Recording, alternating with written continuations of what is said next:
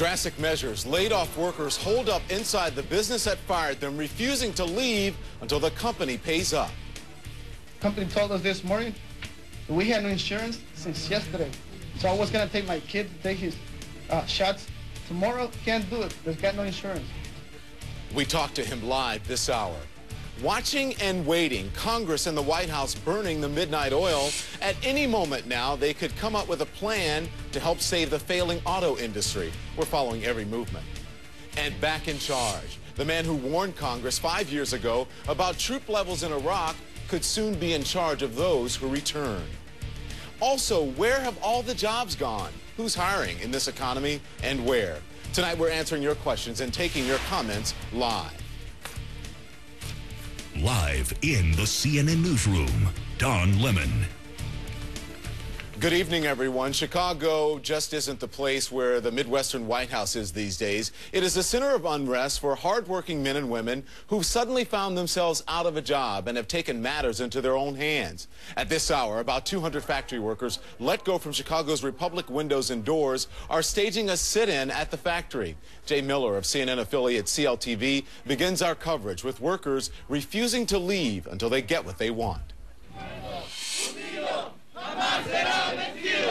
In the freezing cold, hundreds of workers, their families, and even strangers outraged over the raw deal they say employees of Republic Windows and Doors were given, stood on the steps of the plant in solidarity, calling for justice.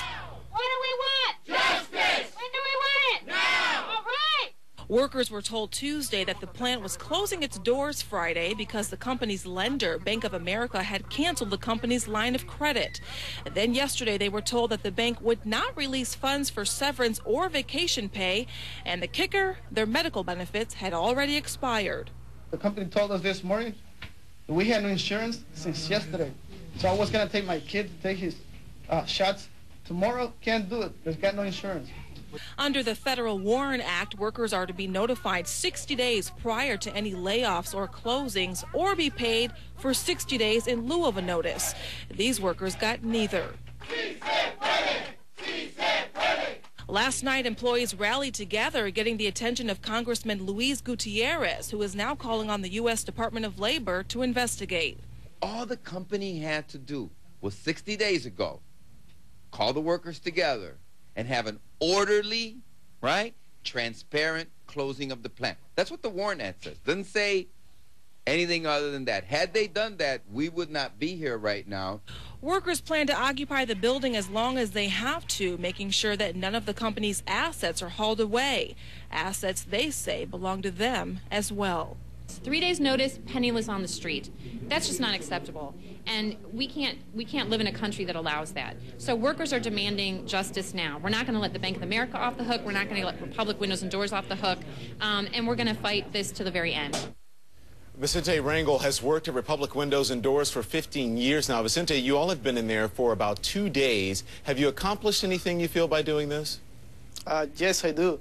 I think we have inspired many people throughout the country that this is the time that we need to stand for our jobs and make sure that our rights are respected. We've been having a lot of support from different organizations, and they are helping us in various ways. So at this point, just recently we had news that on Monday, it seems to be that we might get something resolved. You may get something resolved. Are you willing to compromise? You may not get all of your severance and all of your vacation pay. Are you willing to compromise at this point? Well, I can't comment on that because that will be ultimately the decision of all my co-workers. It's not just my decision. This is something that all of us are fighting for, so it's a decision that we had to make together. And we understand that you have the full backing of the union. We spoke to a union representative earlier tonight on CNN, Leah Freed, and she said, you know what, we completely support what they're doing and that it is peaceful. So in all of this, again, as I said, you have 2 days so far. In all of this, do you feel that it is worth it with your families and putting them through it at this time of the year? I'm sorry, I couldn't hear you, the question. I said, do you feel that it's worth it for you with your family and the possibility of you just sitting there overnight and the possibility of maybe something could happen, that it could get out of control? Is it worth it? It is worth it. because as right now we have nothing. So our hope is that we at least should get our vacations paid what we have earned by law. Yeah. You said you have no insurance. Your wife is laid off as well. Correct. My wife and myself work in the same plant. So as now we don't have no insurance, and that's a very tough situation for us. You know, our son is only a year and a half. Have you heard anything from the company yet? Not yet. The only thing that we got so far is that there is a meeting for Monday at 4 o'clock. Okay. Vicente Rangel, we appreciate it. And we also hear that you have to go back tonight because are you a supervisor there and work the midnight shift? Correct. After the interview, I'm going back to the plant. That's my shift that I have currently to stay with my co-workers. Okay. We wish you the best of luck. Thank you very much for that. Thank you. And I asked Mr. Rangel if he had heard from the company. We have tried to contact the company officials, including the CFO, Barry Dubin, and so far we have gotten no response from them.